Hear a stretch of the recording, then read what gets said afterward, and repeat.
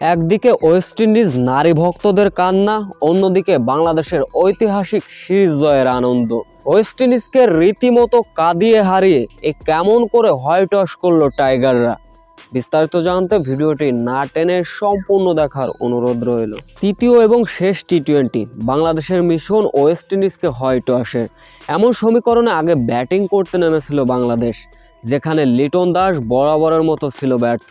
সৌম্য সরকারের জায়গায় খেলতে নেমেছিলেন পারভেজ ইমন, যেখানে 21 বলে 39 রানের মোটামুটি একটা ইনিংস খেলেন। তবে ইমনের থেকে বেশি ভয়ঙ্কর ব্যাটিং চালিয়েছিলেন জাকির আলী। জাকির আলী রীতিমতো 4 ছক্কার বৃষ্টি ঝরালেন।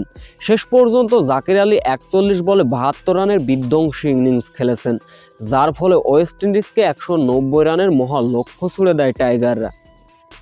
190 রানের লক্ষ্য তাড়া করতে নেমে শুরুতেই হোঁচট খায় ক্যারিবীয় দানবরা। ইনিংসের প্রথম ওভারেই বাংলাদেশকে ব্রেক থ্রু এনে দেন স্পিরিট স্টার তাসকিন আহমেদ ফ্রান ব্র্যান্ডন কিংকে। এই সিরিজের সব ম্যাচেই তাসকিনের শিকার হয়েছেন কিং। দ্বিতীয় ওভারে অবশ্যই স্পিন আক্রমণে যায় বাংলাদেশ।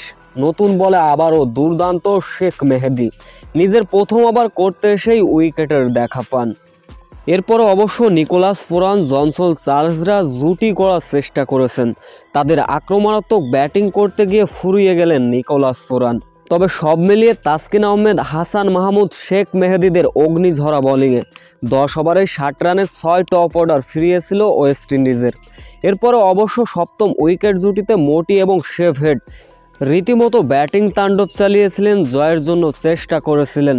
তখনই 14 ওভারে ওয়েস্ট ইন্ডিজের দলীয় রান পার হয়ে গেছিল 100 রান।